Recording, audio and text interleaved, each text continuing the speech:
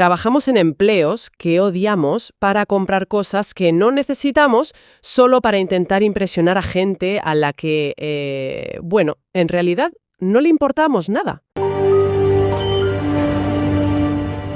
Él es Marcos, de Barcelona, pero podría ser cualquiera, en cualquier otra parte. Se va a encontrar con algo que ocurre cada día en oficinas y hogares de todo el mundo.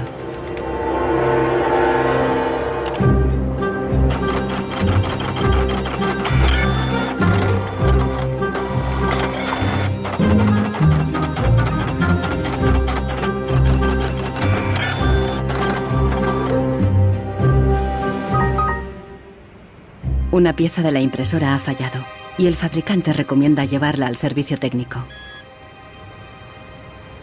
El meu tècnic fa un diagnòstic previ, pero aquest diagnòstic ja són 15 euros més IVA. Seguramente será difícil encontrar las piezas para poder repararla. Realment, reparar-la no li surt molt a compte. Que reparar-la parlem d'uns 110, 120 euros. Tienes impresoras desde 39 euros. Per preu, té una impressora que té molta més velocitat d'impressió. Jo t'aconsellaria que miressis impressores noves. Així que, sens dubte, jo em compraria una nova, Ensenyo. No es casualidad que los tres vendedores sugieran comprar una nueva impresora. Si acepta, Marcos será una víctima más de la obsolescencia programada, el motor secreto de nuestra sociedad de consumo. Our role in life seems to be just to consume things with credit, to borrow money to buy things we don't need. Nous vivons dans une société dominée par une économie de croissance dont la logique est non pas croître pour satisfaire les besoins, mais croître pour croître. Dans une société de croissance, quand il n'y a pas de croissance, c'est catastrophique. So if the consumer does not purchase, the economy is not going to grow. Planned obsolescence, the desire on the part of a consumer to own something a little newer, a little sooner than is necessary. En este documental revelaremos cómo la obsolescencia programada ha definido nuestras vidas desde los años 20, cuando los fabricantes empezaron a acortar la vida de los productos para aumentar las ventas. Also hat man sich gedacht, dann beschränken wir einfach die Lebensdauer auf 1000 Stunden.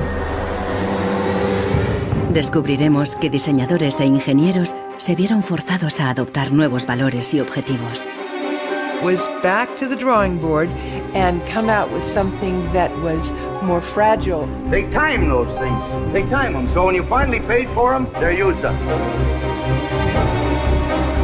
Conoceremos una nueva generación de consumidores que está llevando la contraria a los fabricantes. I do think that Apple's development of the iPod was intended to be one of planned obsolescence. ¿Es viable una economía sin obsolescencia programada y sin su impacto sobre el medio ambiente?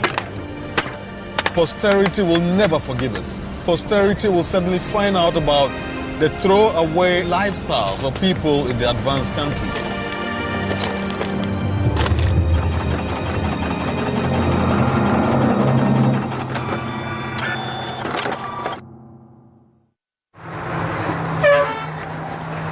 Welcome to Livermore, California, home of the longest burning light bulb in the world. My name's Lynn Owens, and I am chairman of the Light Bulb Committee.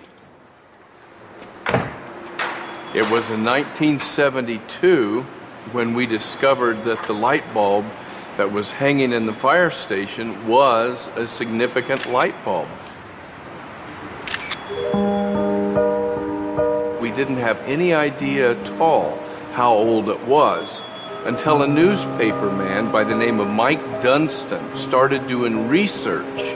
He was still able to talk to some of the old volunteer firefighters who were in their 90s at that time and who verified that the light bulb had been burning continuously since 1901. 109 años y sigue sumando. La imagen de la bombilla está en internet 24 horas al día. De momento se han agotado ya 2 webcams y la bombilla va por la tercera.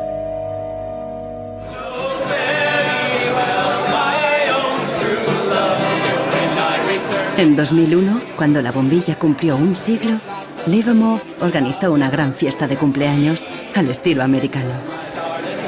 I think we were hoping if we would get 200 people, we'd be happy, and we ended up with 800 or 900 people showing up.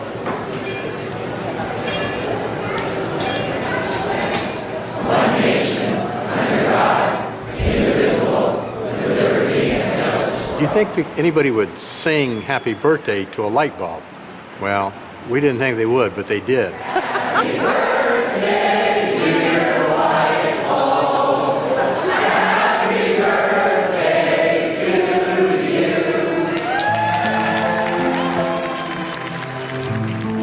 The origin of the bulb was, it was produced in a town called Shelby, Ohio, back around 1895, and put together by some very interesting ladies that I have some pictures of, and some gentlemen that invested in the company. The filament was invented by Adolphe Chaillet. He invented his filament to last.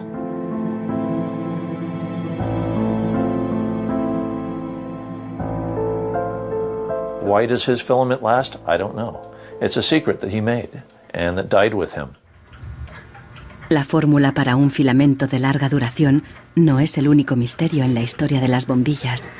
Un secreto mucho mayor es cómo y por qué este humilde producto se convirtió en la primera víctima de la obsolescencia programada. Weihnachten 1924 war ein ganz besonderer Tag.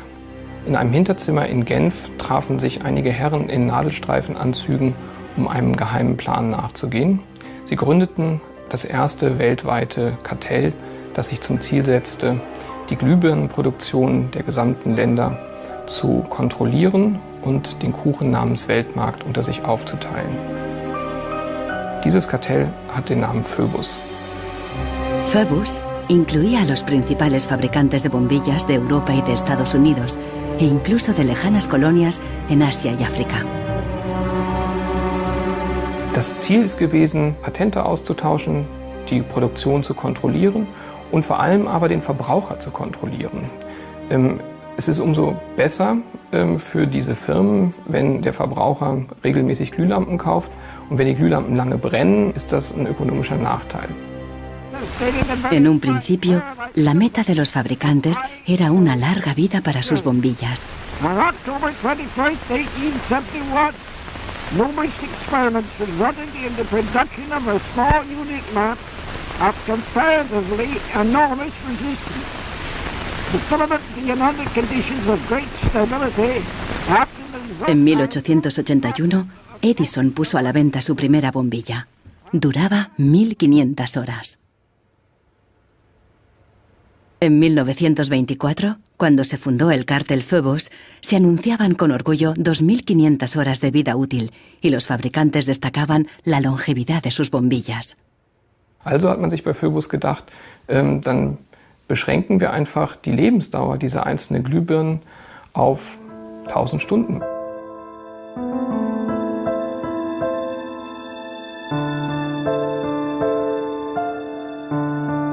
(1925) wird ein entsprechendes Komitee gegründet, das 1000 Hour Life Committee, was sich zum Ziel setzt, auf technischer Basis die Lebensdauer der Glühlampen auf diese Brenndauer zu beschränken. Más de 80 años después, Helmut Höge, un historiador de Berlín, encuentra pruebas de las actividades del comité ocultas entre los documentos internos de los miembros del cártel. Empresas como Philips en Holanda, Osram en Alemania y Lámparas Z en España. Hier haben wir ein Kartelldokument, da steht: The average life of lamps for general lighting service must not be guaranteed, published or offered for another value than 1000 hours. Presionados por el cártel, los fabricantes realizaron experimentos para crear una bombilla más frágil que cumpliera con la nueva norma de las 1000 horas.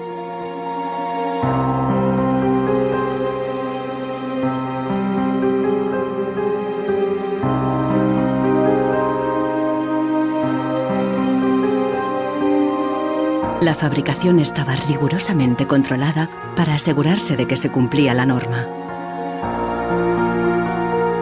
Eine Maßnahme bestand beispielsweise darin, einen Prüfstand zu errichten, in dem viele kleine Sockel zu finden sind, in die dann wiederum einzelne Exemplare aus verschiedenen Produktionsreihen eingeschraubt wurden und Firmen wie Osram haben dann genauestens protokolliert, wie lange diese Lampen brannten. Phoebus creó una complicada burocracia para imponer sus reglas. Los fabricantes eran multados severamente si se desviaban de los objetivos marcados.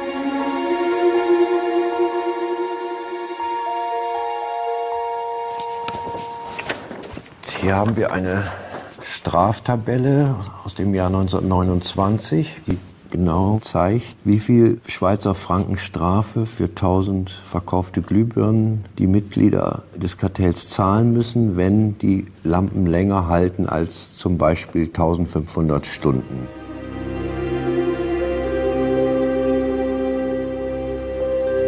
A medida que la obsolescencia programada surtía efecto, la vida útil empezó a caer. En solo 2 años pasó de 2.500 horas a menos de 1.500. En los años 40, el cártel ya había conseguido su objetivo. Una bombilla estándar duraba 1000 horas.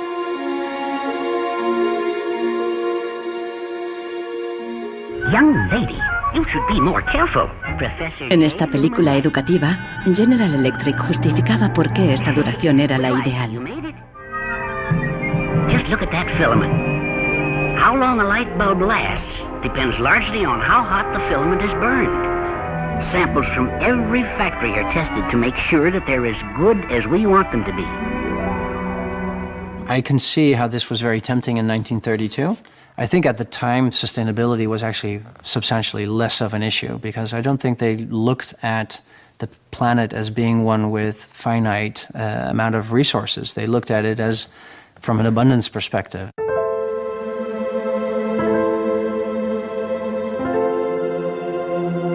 En 1942, el cártel salió a la luz. El gobierno americano demandó a General Electric y a otros fabricantes. Les acusó de competencia desleal, de fijar precios y de reducir la vida útil de las bombillas.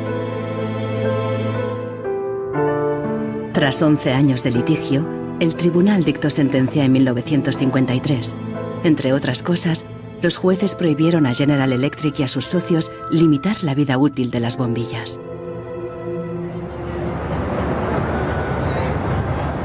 Pero en la práctica, la sentencia tuvo poco efecto y las bombillas continuaron durando 1000 horas.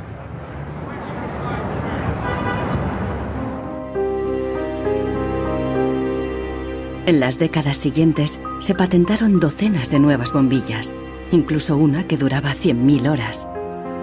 Pero ninguna llegó a comercializarse. Offiziell hat es ja Phoebus eigentlich nie gegeben, wenn auch diese Spuren der Öffentlichkeit nie ganz verborgen gewesen sind. Die Strategie dahinter ist, sich in bestimmten Zeitabständen immer wieder umzubenennen. Dann heißt es mal internationales Elektrizitätskartell, dann mal wieder irgendein anderer Name. Entscheidend ist, dass diese Idee als Institution natürlich weiter besteht. Ironically, the light bulb has always been a symbol for ideas and innovation, and yet it's one of the early and best examples of planned obsolescence. Nichols Fox vive en un lugar perdido en las montañas de Virginia. Aquí escribe sobre el impacto social de la tecnología y a veces se atreve con la poesía.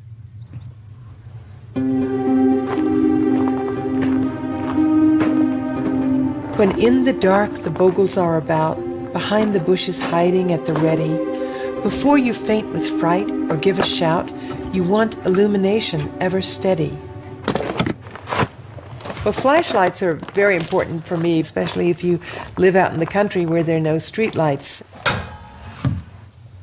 I started having enormous problems with them, and yet I would get a new bulb, I would get new batteries, and these flashlights just wouldn't work. Nichols Fox es víctima de la obsolescencia programada, aún estando lejos de la moderna vida urbana. Here's a General Electric memo from the 30s. 2 or 3 years ago, we proposed a reduction in the life of flashlight lamps from the old basis on which one lamp was supposed to outlast 3 batteries to a point where the life of the lamp and the life of the battery would be approximately equal. Flashlights are not toys.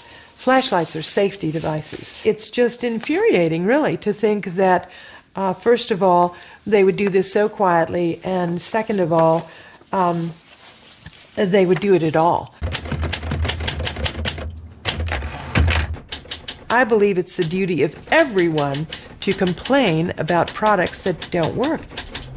So I decided to write sonnets of complaint. A sonnet of complaint, I prefer the Italianate form of sonnet which Shakespeare used. Instead, this box is filled with a collection of flashlights dead and way beyond repair. Scarcely used and coddled to perfection, their quick demise I cannot think is fair. So can it really be too much to ask that Ever-Ready's lights be made to last?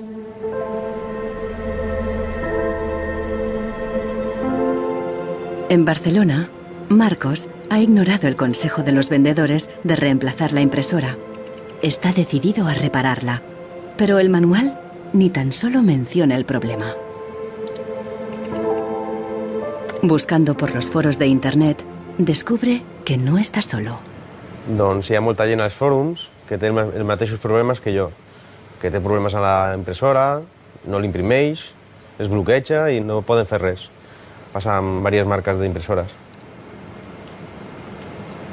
Ninguno de los cientos de mensajes ofrece una solución. Marcos está buscando una aguja en un pajar.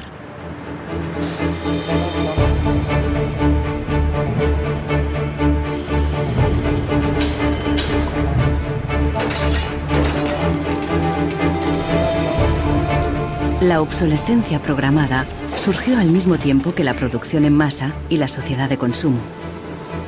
The whole issue with products being made to last less long is part of a whole pattern that began in the Industrial Revolution, when the new machines were producing goods so much more cheaply, which was a great thing for consumers, but consumers couldn't keep up with the machines. There was so much production. Con la producción en masa bajaron los precios y muchos productos fueron más asequibles. Pero los fabricantes estaban preocupados. ¿Cuánto duraría esta bonanza? ¿Qué pasaría cuando todo el mundo lo tuviera todo? Ya en 1928, una influente revista de publicidad advertía: un artículo que no se desgasta es una tragedia para los negocios.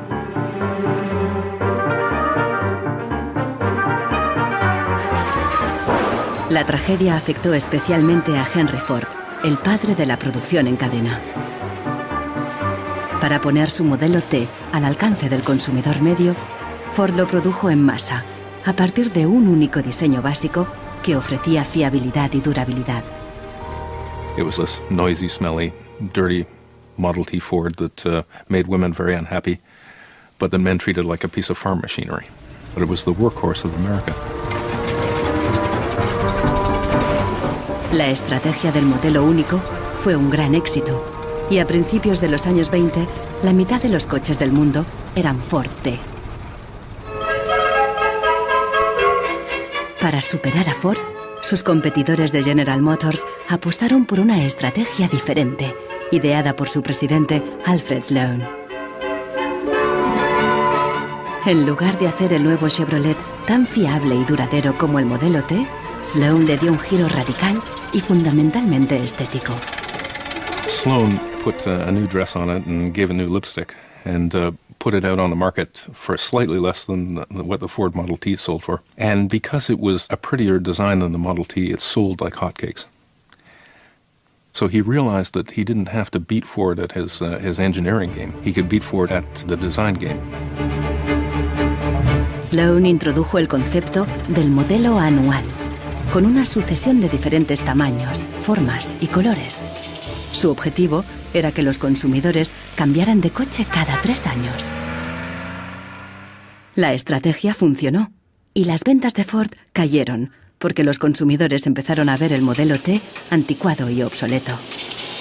En 1927, tras producir 15 millones de unidades, Ford retiró el modelo T del mercado.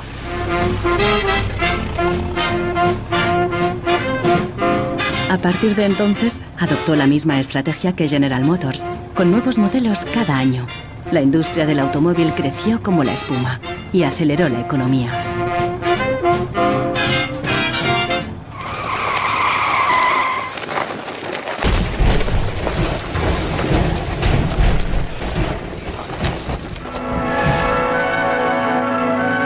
En 1929, la crisis de Wall Street frenó en seco la incipiente sociedad de consumo y llevó a los Estados Unidos a una profunda recesión económica. Unemployment reached staggering proportions. By 1933, 1/4 of our labor force was unemployed. Las colas ya no eran para comprar, sino para pedir trabajo y comida.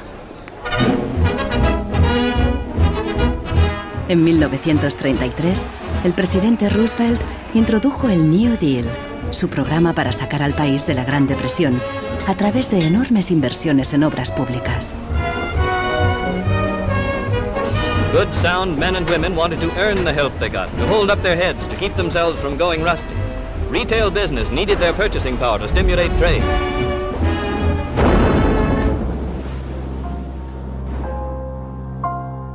Pero no todo el mundo confiaba en el New Deal.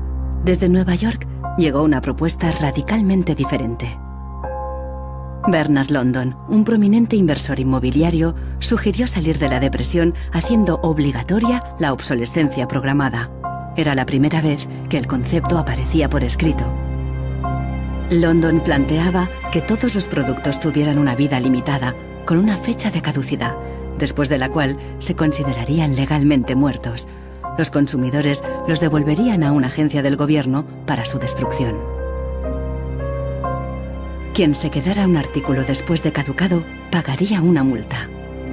This forced expiration date would revive the consumerability and the need for more production of such consumer products as something great. I thought it was a great idea. Bernard London creía que con la obsolescencia programada obligatoria, las fábricas seguirían produciendo, la gente continuaría consumiendo y habría trabajo para todos. He was trying to achieve a balance between capital and labor where there would always be a market for new goods. So there would always be a need for labor and there would always be a reward for capital.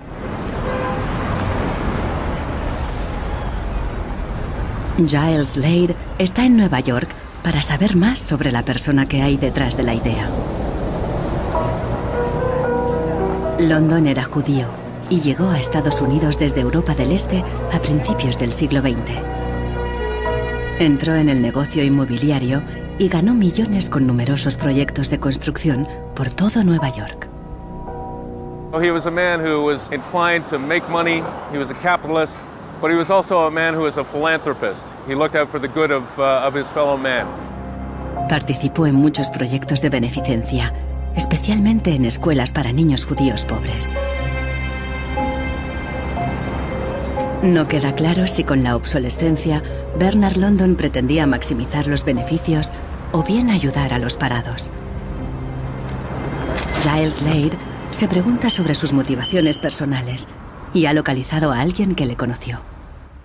I have a picture of Bernard London and You do? Well, I think so, and I wonder I if you'll, don't believe I wonder it. if you'll be able to recognize him. He's there. Oh, in don't the... tell me which one he Okay, is. And okay. let's see.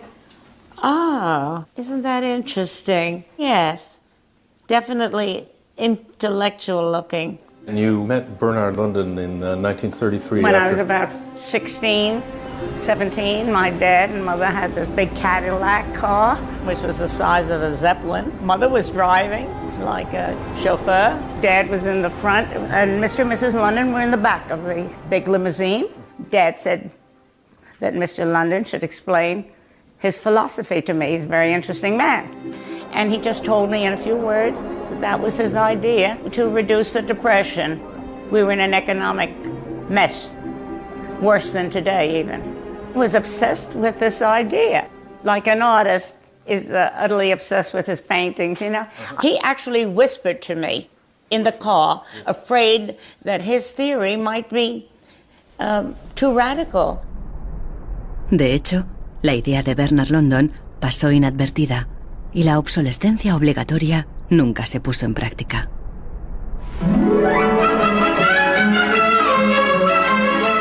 Veinte años más tarde, en los años 50, la obsolescencia programada resurgió, pero con un giro crucial. Ya no se trataba de obligar al consumidor, sino de seducirle. Planned obsolescence. The desire on the part of a consumer to own something a little newer, a little better, a little sooner than is necessary. We certainly in America and by Esta es la voz de Brooks Stevens, el apóstol de la obsolescencia programada en la América de la posguerra. Este elegante diseñador industrial creó desde electrodomésticos hasta coches y trenes, contando siempre con la obsolescencia programada. A tono con la época, los diseños de Brooks Stevens transmitían velocidad y modernidad. Hasta su casa era inusual. This is the home that my father designed and that I grew up in. When it was being built out in the suburbs, everybody thought it was going to be the new Greyhound bus station because it did not look like a traditional home. Here's a family photo of my father, myself, my two older brothers, my older sister, and my mother. Our home was always filled with the products he designed for his clients, like the Lawn Boy. So every few years we would get a new Lawn Boy mower. And my mother enjoyed cutting the grass herself. And to some degree, she would be doing some product testing, because if there were things that she didn't like about it, you know, he would hear about it.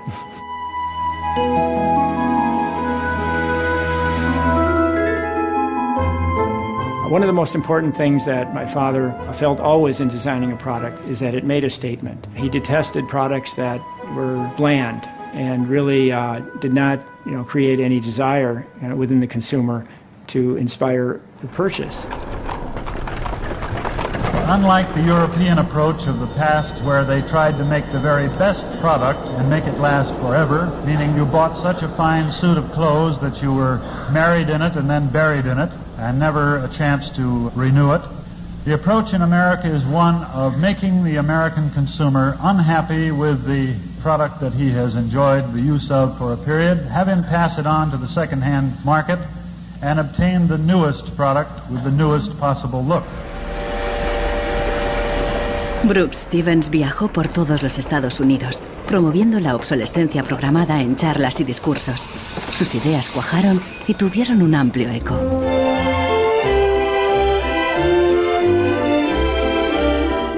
Women and men alike are increasingly interested in the look of things. They eagerly give their attention to what's new and beautiful and advanced. Oldsmobile's elegant golden rocket. Sports outfit by Pat Primo of Los Angeles.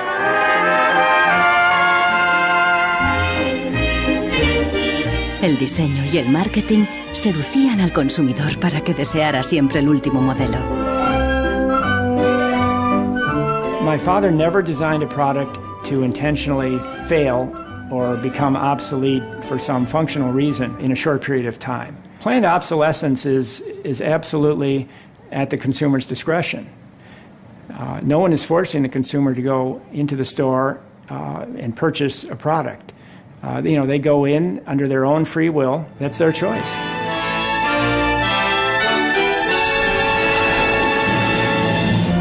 Libertad y felicidad a través del consumo ilimitado. El estilo de vida americano de los años 50 sentó las bases de la sociedad de consumo actual.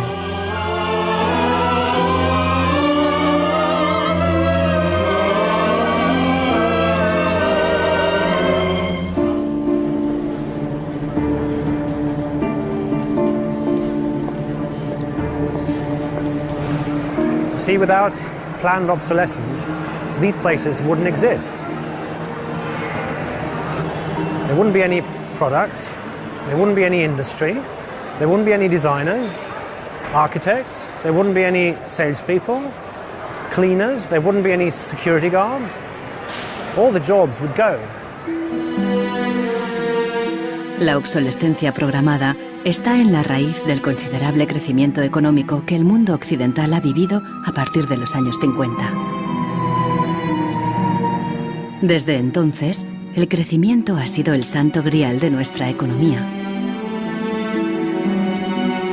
Nous vivons dans une société de croissance dont la logique est non pas croître pour satisfaire les besoins, mais croître pour croître, croître à l'infini, faire croître sans limite la production et pour justifier cette croissance de la production, faire croître sans limite la consommation.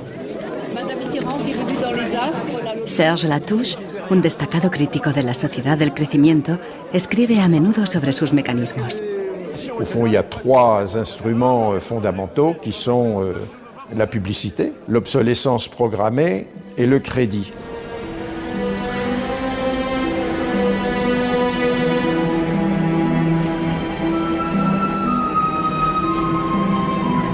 In the last generation or so, our role in life seems to be just to consume things with credit, to borrow money to buy things we don't need. That makes no real sense to me at all.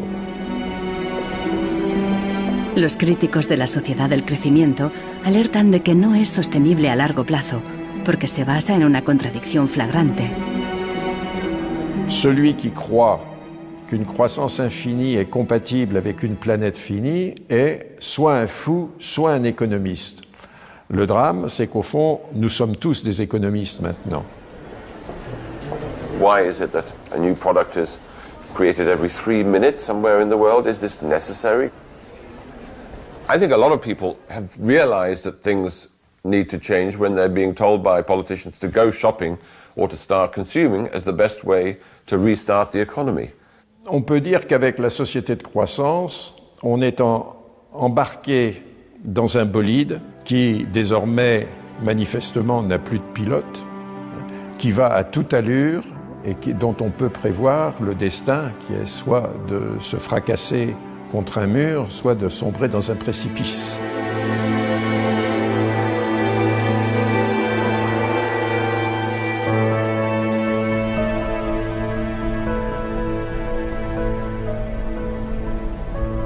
Marcos ha encontrado a alguien en Internet que ha descubierto qué le ocurre a su impresora.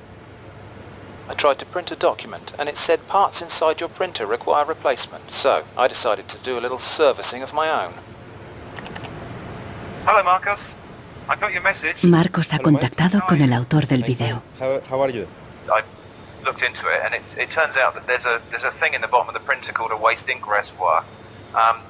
And the way inkjet printers work is they constantly have to clean the print heads, and they do that by squirting ink through them down a hole in the bottom of the printer into this great big sponge. There's just a preset time when it's squirted a certain number of drops down there that then the printer decides it's full of ink and won't function anymore. Mm-hmm.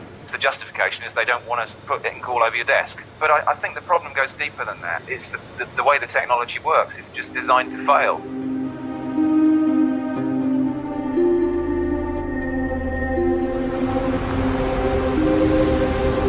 ¿Es ético diseñar un producto para que falle? ¿Qué opinan los diseñadores y los ingenieros de la obsolescencia programada? Giles Slade está investigando cómo reaccionaron cuando el concepto se extendió. In the 1950s, there's a debate among engineers about whether or not they should be deliberately death dating products, and most of the debate is framed in a magazine called Design News. Las empresas querían que se acortara deliberadamente la vida útil de los productos mediante el diseño técnico.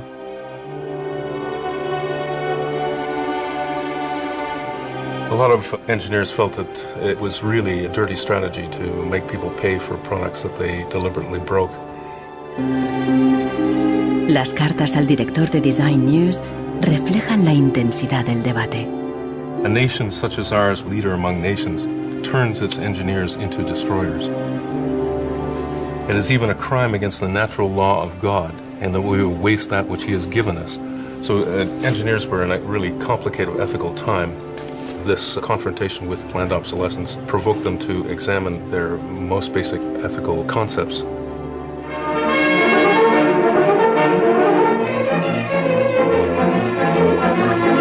El dilema no se ventiló solo en las revistas de ingeniería.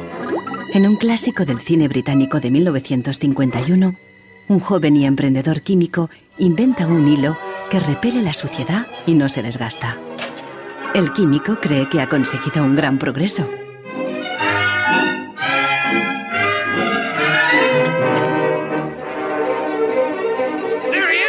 Pero no a todo el mundo le gusta el invento, y al poco le persiguen no tan solo los dueños de la fábrica, sino también los obreros, que temen por sus empleos. Well, that's really interesting, and it reminds me of something that actually happened in the textile industry. En 1940, el gigante químico DuPont presentó una fibra sintética revolucionaria, el nylon. Se formaron largas colas para comprar las nuevas y duraderas medias. There's a picture in here of me in tights. I think I've got one. Oh yes, here it is. Stockings were a big issue in the 50s and the 60s. You had to wear them. To go out without stockings was really quite shocking. Quan tu t'arreglaves el diumenge que t'anaves a assaig o al cine o te n'anaves a ballar, normalment et posaves la roba de vestir. Llavors, clar, requeria posar-te unes mitges boniques. I si estaves al ball i estaves ballant i amb un cop o el que fos se't feia un forat, ja no volies ballar més perquè se te veia el forat de la mitja. Las medias duraderas significaban un gran progreso, pero la alegría duró poco. My father worked for DuPont before and after the war in the nylon division, and he told me a story about how when nylon first came out and they were trying it out for use in stockings, the men in his division were asked to take these stockings home for their wives and girlfriends to try out. My father brought them home to my mother, and of course she was one of the testers. She was delighted with the first products because they were so sturdy. Los químicos de DuPont tenían motivos para estar orgullosos. Incluso los hombres admiraban la resistencia de las medias de nylon. The problem was that they worked too well. They lasted too long. The women were very happy with the fact that they didn't get runners in them. Unfortunately, this meant that the companies producing the stockings were not going to sell very many. DuPont dio nuevas instrucciones al padre de Nichols Fox y sus colegas. For the men in his division, it was back to the drawing board to try to make the fibers weaker and come out with something that was more fragile and would run so that the stockings wouldn't last as long.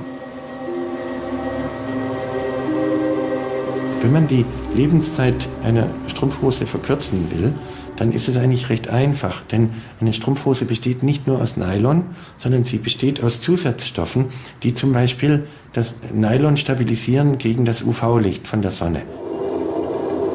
Jetzt kann man die Menge dieser Zusatzstoffe einfach variieren. Wenn man dafür wenig Zusatzstoffe oder gar keine reingibt, dann werden diese Strumpfhosen von der Sonne zerstört und dann reißen sie wesentlich leichter. Das heißt, man kann sozusagen den Zerfall, die Zerstörung einplanen. Pronto, las medias volvieron a tener carreras. Això va ser una cosa molt escalonada, no va ser allò una cosa de dir, pom, ara venen de cop bones i ara de cop dolentes, entens? Va ser una cosa esgraonada cada vegada, doncs la mitja o era potser més fina, menos resistent. Los mismos químicos que habían aplicado todo su saber para crear un nylon duradero siguieron la corriente de la época y lo hicieron más frágil. Ese hilo eterno desapareció de las fábricas, igual que en el cine. We need control of this discovery. Complete control. If you want twice the amount in that contract, we will pay it. $250,000. To suppress it. Yes. ¿Qué opinaban los químicos de DuPont de reducir la vida de un producto deliberadamente? Must have been frustrating for the engineers to have to use their skills to make an inferior product after they'd tried so hard to make a good product. But in a way, I suppose That's the outsider's view. Probably they just had a job to do. Make it strong, make it weak. That was their job. Among engineers, there was a shift taking place in consciousness. There was an old school of engineers who believed that they should make a permanent, usable product that would never break. And there was a new school of engineers that were driven by the market, who were clearly interested in making the most disposable product that they could. And this debate resolved itself by these new school of engineers taking over. So how often do you change your mobiles? 18 months. Once a year. Once a year. Once a year. Hoy en día, la obsolescencia programada se enseña en las escuelas de diseño y de ingeniería. Boris Knuth da clases sobre el ciclo de vida del producto, el eufemismo moderno de la obsolescencia programada. I went shopping for you. Got a couple of things. A pan, salts, shirt, another shirt. La ética ya no cuenta en un mundo empresarial dominado por un único objetivo: compras frecuentes y repetidas. And this is an old toaster. What I do, I pass these round, and you tell me what you think, how long it takes for them to fail, what the service life will be. Okay. Designers have to understand what company they work for. The company decides on a business model, how often do we want to renew our products, our offers. So this brief is given to designers, and designers have to understand and design the product in a certain way so it fits exactly the business strategy of the client they work for.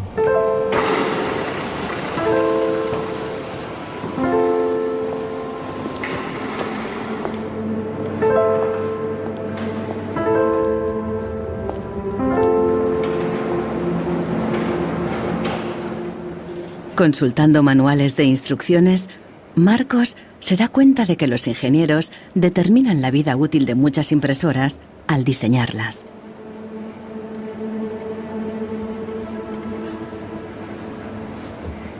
Lo consiguen colocando un chip dentro de la impresora.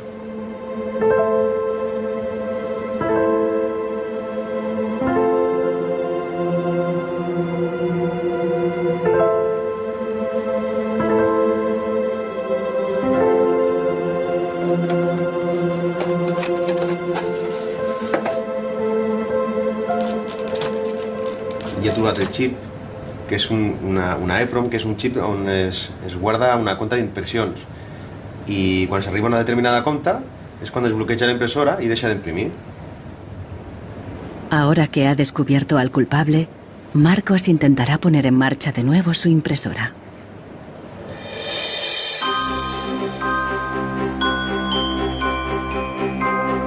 A finales de los años 50, los consumidores empezaron a cuestionar la obsolescencia programada y los trucos de los fabricantes.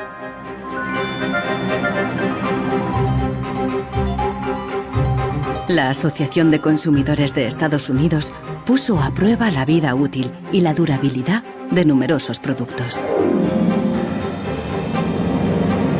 La asociación publicó los resultados en su revista, de creciente tirada e influencia. También empezó a presionar para conseguir protección legal para el consumidor. 20 años después, la asociación ganó una importante batalla contra la obsolescencia programada al promulgarse las primeras leyes sobre la garantía.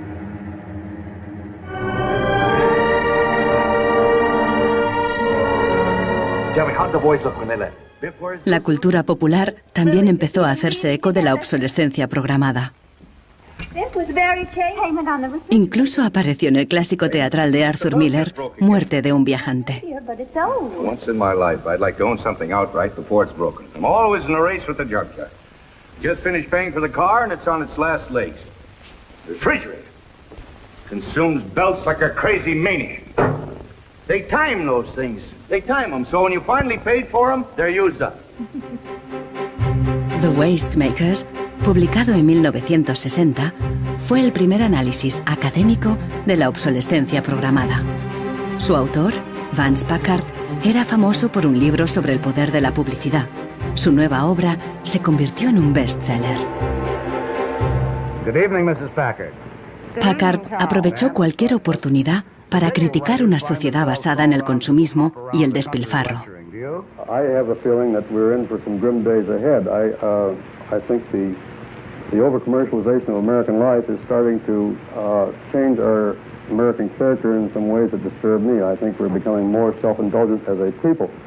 And I think to some extent we're being encouraged to be more self-indulgent. Well, that's kind of a grim prophecy. Well, I wish I could be more cheerful.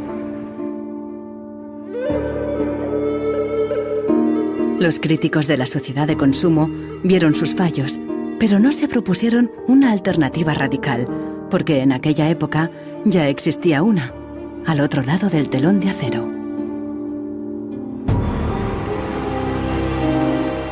A finales de los 50, en plena Guerra Fría, aún parecía posible la victoria del comunismo sobre el capitalismo como sistema político y económico.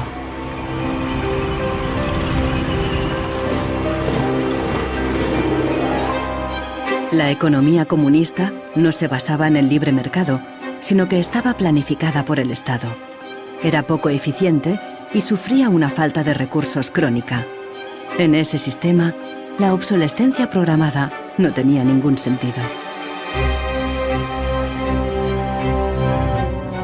En la antigua Alemania del Este, la economía comunista más eficiente, las normas estipulaban que las neveras y las lavadoras debían funcionar durante 25 años.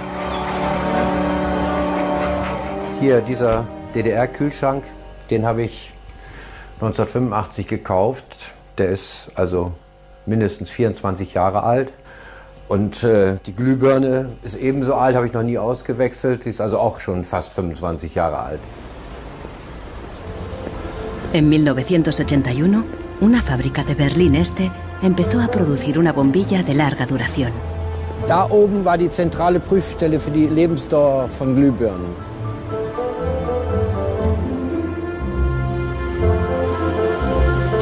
Los responsables de la fábrica presentaron la nueva bombilla en una feria internacional, en busca de compradores occidentales. Als die ostdeutschen Glühlampenhersteller 1981 diese Langlebensdauerglühlampen auf der Hannoveraner Messe präsentierten, meinten ihre Westkollegen von Osram, ihr wollt euch wohl alle arbeitslos machen. Woraufhin die NAVA-Leute, Ingenieure, antworteten, nein, im Gegenteil, indem wir Ressourcen schonen und den Wolfram nicht verpulvern, behalten wir gerade unsere Arbeitsplätze. Los occidentales rechazaron la bombilla. En 1989 cayó el muro de Berlín. La fábrica cerró y la bombilla de larga duración dejó de producirse. Ahora solo se puede ver en exposiciones y museos.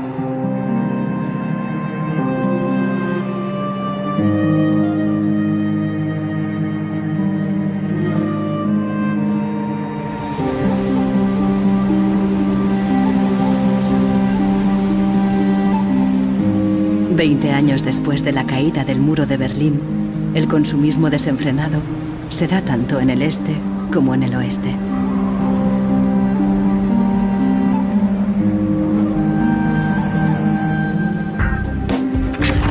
Con una diferencia. En la era de Internet, los consumidores están dispuestos a luchar contra la obsolescencia programada. So this is the studio. This is where we make all of our movies. We take snapshots of everyone that comes in.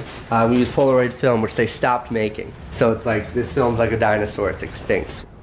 We're big VHS fans here, and what we do is we dub all movies from DVD to VHS, and then we catalog them. Para los hermanos Neistat, artistas y cineastas de Nueva York, ningún objeto es obsoleto. Siempre pueden encontrarle un lugar en la pared o en su próxima película. The first movie we made that really broke through was a movie about the iPod. And I was completely broke. And I had gotten this iPod, it was like $500, $400. And about 8 months later, 12 months later maybe, the battery died in it. And I called Apple to ask them to replace the battery. And their policy at the time was to tell their customers to buy a new iPod. You might as well go get a new one. Apple doesn't offer No. Apple doesn't offer a new battery for the iPod? No. It wasn't that the battery died that was annoying, because in my Nokia cell phone, the battery dies, you buy a new battery. Even in my Apple laptop, when the battery would die, you replace the battery. But in the iPod, this expensive piece of hardware, when the battery died, you had to replace the entire unit. So it was my brother's idea to make a movie about just that. We went around with a stencil, spray painting on every iPod advertisement we saw in town. iPod's unreplaceable battery lasts only 18 months.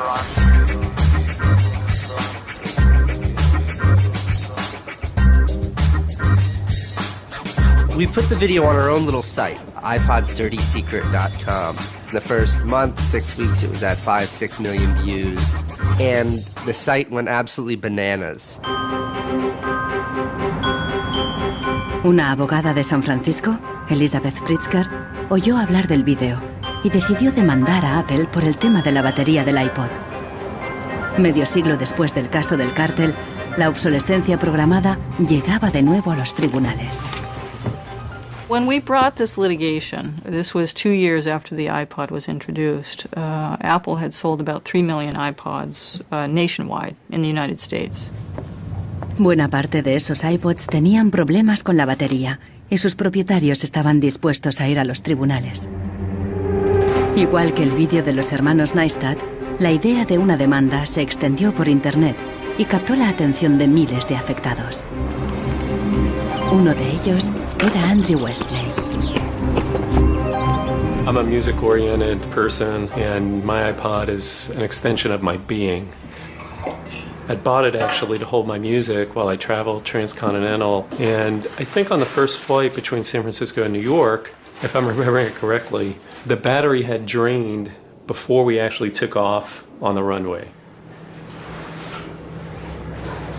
We selected from amongst the consumers who had called us individuals who would serve as representatives in a class action.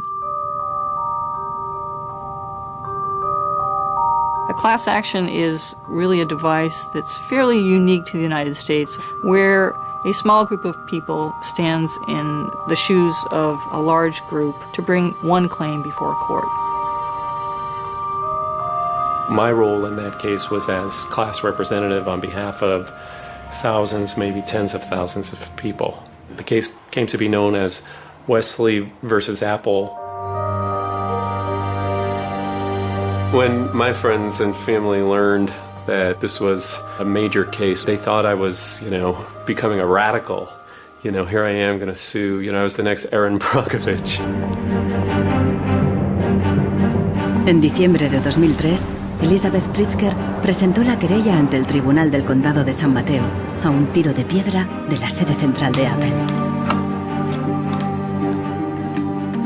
We asked Apple for a number of technical documents regarding the battery life in the iPod, and we received a lot of technical data about the battery design, about the testing of the battery, and learned through that discovery that the type of the lithium battery that was contained within this iPod was designed, by design, to really only have a short period of life.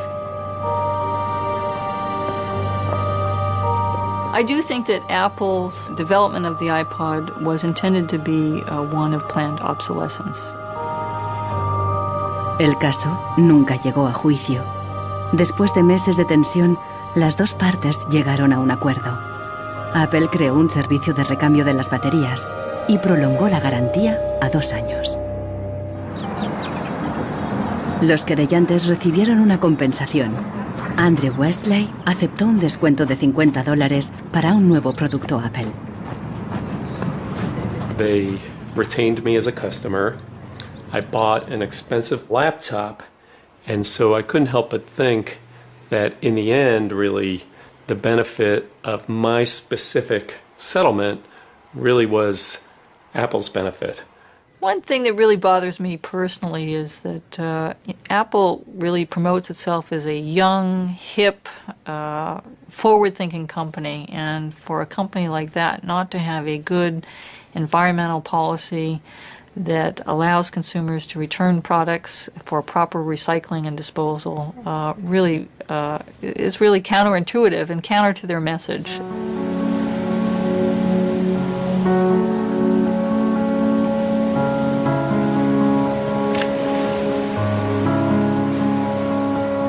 La obsolescencia programada del tercer mundo, como Ghana, en África. It's been between 8 and 9 years now when I noticed that loads and loads of containers were coming to this country with electronic waste. We're talking about end-of-life computers, end-of-life television sets, which nobody wants in the developed countries. Un tratado internacional prohíbe enviar residuos electrónicos al tercer mundo. Pero los mercaderes usan un simple truco: declararlos productos de segunda mano. They pack the very good electronic items, usually 10 out of a 40-footer container, in front, and the rest, which is simply junk, behind. So once the custom officials open a container, you think it's loaded with very good electronic items that are functional and would work almost forever.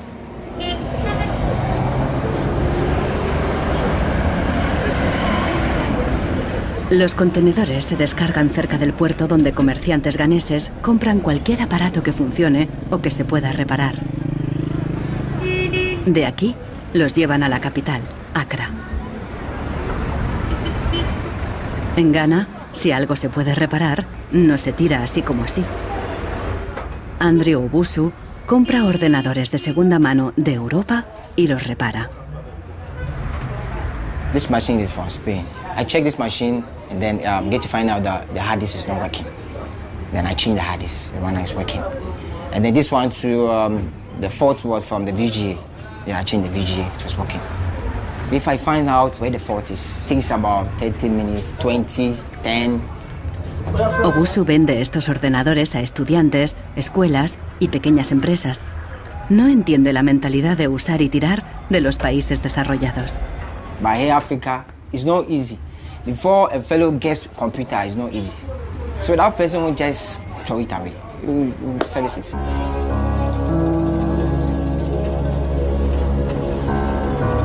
Pero más del 80% de los residuos electrónicos que llegan a Ghana no se pueden reparar y acaban abandonados en vertederos por todo el país. We are at the dump site here in Agbogloshi.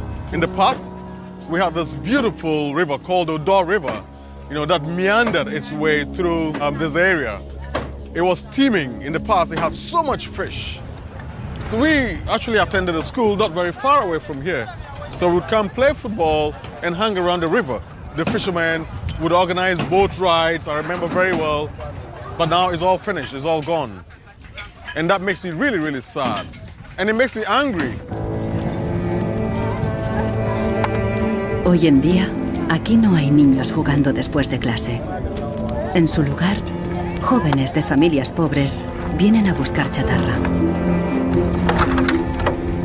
Queman la funda de plástico de los cables para obtener el metal que llevan dentro.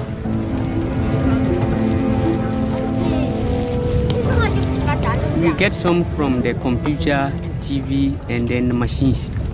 The work is not good. Sometimes we get diseases like coughing. But sometimes with some glass cartridge, if evening time you can sleep and stand up. Los niños más pequeños rebuscan en los restos para encontrar cualquier pequeño trozo de metal que los mayores hayan olvidado. Los chatarreros compran este metal y lo revenden a países en crecimiento económico.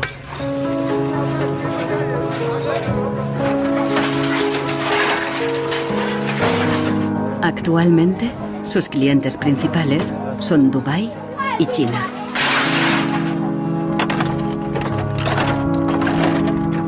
Some of those behind the shipments have said that, well, we're trying to bridge the digital divide between Europe, America, and then the rest of Africa and Ghana, of course. But the reality is that these computers that are sent here simply do not work.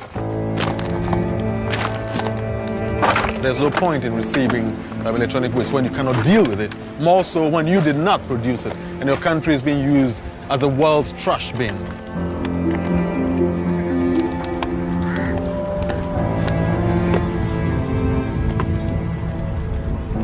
The trash that for so long in the industrial age has been hidden from view is now coming into our lives and we can actually no longer easily avoid it. The waste economy is reaching its last legs because they don't physically have anywhere else to put the waste. Planned obsolescence, what I understand of it, is it has been driven because there are economical incentives to do so. It is more interesting for a company to build a product that doesn't last longer than 3 years or 1,000 hours, because then it can sell more products. I think in the course of time, we've come to realize that the planet that we're living on cannot sustain that forever. There's a limit to natural resources, and there's a limit to energy resources that we have. Posterity will never forgive us. Posterity will suddenly find out about the throwaway attitudes, the throwaway lifestyles of people in the advanced countries. Gente de todo el mundo ha empezado a actuar contra la obsolescencia programada. Mike Anane lucha desde el final de la cadena. Ha empezado recopilando información. This is where I keep the e-waste. They have asset tags or property tags. This says Amu Center Nordvest Zeeland. It's from Denmark. This is from Germany, sent here simply to be dumped. Westminster College, Leeds City Council, also in the UK. This is from Italy. Apple should know better. It's a company that claims to be so green. There's a lot of Apple products that are being dumped here. I have a database that contains the asset tags, the contact addresses, telephone numbers of the companies that owned the electronic waste that have been dumped in Ghana. Mike piensa convertir esta información en pruebas para una denuncia ante un tribunal. We need to take some action, some punitive measure. We need to sue people so they stop dumping e-waste in Ghana. We have in the United States several models of legislation that I think could be adapted in this area. We have, for example, the Clean Air Act, the Clean Water Act. That type of legislation easily could be adapted to electronic or manufacturing process where you are requiring manufacturers who produce products to ensure that they are disposed of in a way that is environmentally friendly. I think that we've got to stay on top of it. We've got to absolutely band together. We've got to use the internet, we've got to blog about it, and we've got to band together to strengthen numbers, and that's the only way to change it.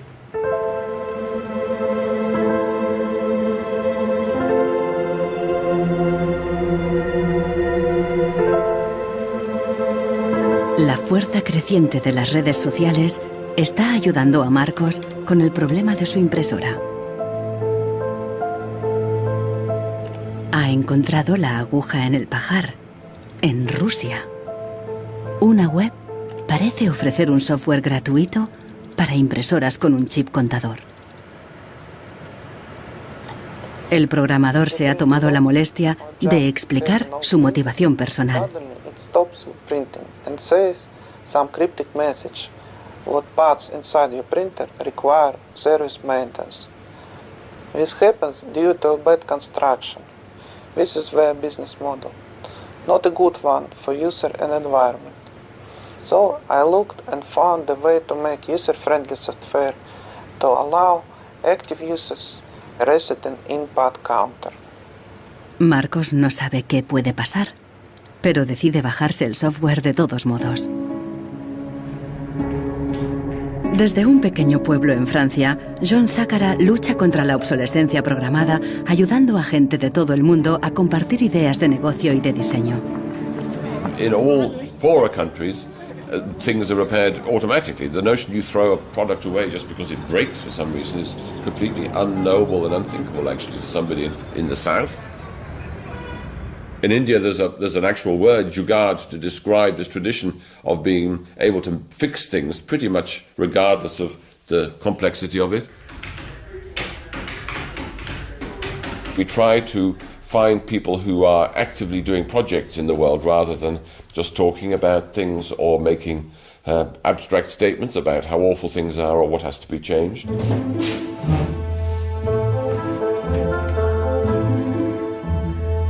Uno de ellos es Warner Phillips, descendiente de la dinastía de los fabricantes de bombillas. I remember my grandfather taking me to one of the Philips factories in Eindhoven to show me how light bulbs were mass manufactured in factories, which is very, very cool. Casi un siglo después del cártel de la bombilla, Warner Phillips sigue la tradición familiar, pero con una perspectiva diferente. Fabrica una bombilla LED que dura 25 años. That means that you can use the same materials once in 25 years rather than once every year. That means that you don't have to transport the product every year, but only once in 25 years. Para él, no es contradictorio fabricar productos de larga duración y dirigir un negocio rentable. It's not like there's a green world and there is a business world. I think business and sustainability go hand in hand. It's actually the best basis to build a business on. And the only really real way to do that, I believe, is to factor in the true costs of the resources that have been used, but you also look at the energy consumption. You also look at the indirect energy consumption of transportation. Si on faisait vraiment payer aux transporteurs le coût réel du transport, sans parler du fait que le pétrole est une ressource non renouvelable et pour lequel on n'a pas vraiment de substitut, je dirais que le prix du transport devrait être multiplié par 20 ou 30. Avec un prix du kilomètre transporté multiplié par 20 ou 30, ça changerait beaucoup de choses. Una simple bombilla sería mucho más cara si su precio incluyera todos los costes ocultos, materias primas, emisiones de carbono y el impacto ambiental de la producción y el reciclaje. If you factor all of that into every product that you manufacture, then there will be huge incentives for manufacturers and entrepreneurs all over the planet to make products that last forever. También se puede luchar contra la obsolescencia programada replanteando la ingeniería y la producción de los productos. Un concepto nuevo, de la cuna a la cuna. Afirma que si las fábricas funcionaran como la naturaleza, la propia obsolescencia quedaría obsoleta. Wenn man über Umweltschutz redet, meint man bei uns immer sparen, verzichten, vermeiden, reduzieren, Nullabfall, weniger schädlich. Wenn man sich die Natur aber im Frühling anschaut, ein Kirschbaum, kein Sparen, kein Verzichten, kein Vermeiden.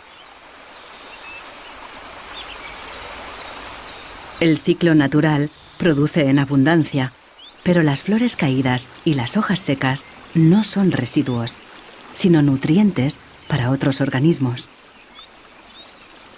Die Natur kennt keine Abfälle, sondern sie kennt nur Nährstoffe. Braungart cree que la industria puede imitar el ciclo virtuoso de la naturaleza y lo demostró al rediseñar el proceso de producción de una fábrica textil suiza. Wenn man zum Beispiel einen Stoff hat, dazu ein Sofa damit bezieht oder ein Stuhl, dann sind die Zuschnitte, was man abschneidet, so giftig, dass es als Sondermüll entsorgt werden muss. Braungart descubrió que la fábrica usaba, por inercia, cientos de tintes y productos químicos altamente tóxicos. Para fabricar los nuevos tejidos, Braungart y su equipo redujeron la lista a solo 36 sustancias, todas biodegradables. Wir suchen jetzt alle Zutaten raus, dass man sie auch essen könnte. Das heißt, Sie können die klein schneiden und in Müsli packen, wenn Sie wollen. Braungart cree que el concepto de la cuna a la cuna es aplicable a cualquier proceso industrial. Wir können alles nochmal neu erfinden, so dass es entweder biologisch nützlich ist oder technisch nützlich ist. Wenn man eine Müllgesellschaft hat, ist jedes kurzlebige Produkt natürlich ein Müllproblem. Wenn es aber eine Gesellschaft ist, die Nährstoffe macht, ist jedes kurzlebige Produkt wieder eine Chance, etwas Neues zu machen. Para los críticos más radicales de la obsolescencia programada, no basta con reformar los procesos productivos. Quieren replantear nuestra economía y nuestros valores. C'est une vraie révolution. C'est d'abord une révolution culturelle, parce que c'est un changement de paradigme, c'est un changement de mentalité. Esta revolución se llama decrecimiento. Al igual que Brooks Stevens en los años 50, Serge Latouche viaja de charla en charla, pero él propone abandonar totalmente el crecimiento. La décroissance, c'est un slogan provocateur qui a pour fonction de rompre avec le discours un peu euphorisant de la croissance possible, infinie, soutenable, et donc pour marquer la nécessité de changer de logique, de sortir de cette logique de la démesure. L'essentiel du programme, en quelque sorte de la décroissance, tient en un mot réduire. Réduire notre empreinte écologique, réduire nos gaspillages, notre surproduction, notre surconsommation. Réduisant la consommation, en réduisant la production, mais en libérant du temps libre, on peut développer d'autres formes de richesse qui ont l'avantage d'être, de ne pas s'épuiser quand on les consomme, comme l'amitié, le savoir. We increasingly rely on objects to give us a sense of self-esteem and identity. It's partly the consequence of the breakdown of things that used to give us identity, like membership of a community or relationship to the land, or all sorts of soft and social things which have been replaced by consumerism. Si le bonheur dépendait du niveau de consommation, on devrait être dans la félicité absolue, parce que nous consommons 26 fois plus que du temps de Marx, mais toutes les enquêtes montrent que les gens ne sont pas 20 fois plus heureux. Peut-être même qu'il y a une relation inverse au-delà d'un certain seuil, entre la croissance de la consommation et la croissance du sentiment de bonheur, parce que le bonheur est toujours quelque chose de subjectif, évidemment. Los críticos del decrecimiento temen que destruirá la economía y nos llevará de vuelta a la edad de piedra. Revenir à une société soutenable, c'est-à-dire une société dont l'empreinte écologique ne dépasse pas une planète, eh bien, ça n'est pas revenir à l'âge de pierre, c'est revenir, toutes choses égales d'ailleurs, pour un pays comme la France, aux années 60. Ça n'est pas vraiment l'âge de pierre.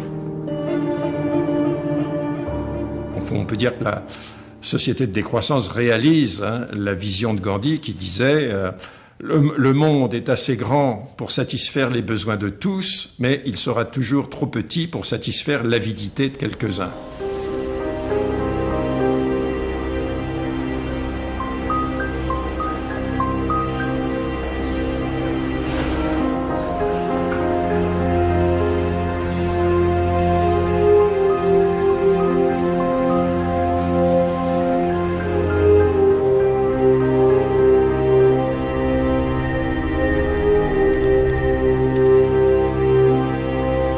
Marcos está instalando el freeware ruso en su ordenador. Con el nuevo programa, puede poner a cero el chip contador de la impresora. La impresora se desbloquea inmediatamente.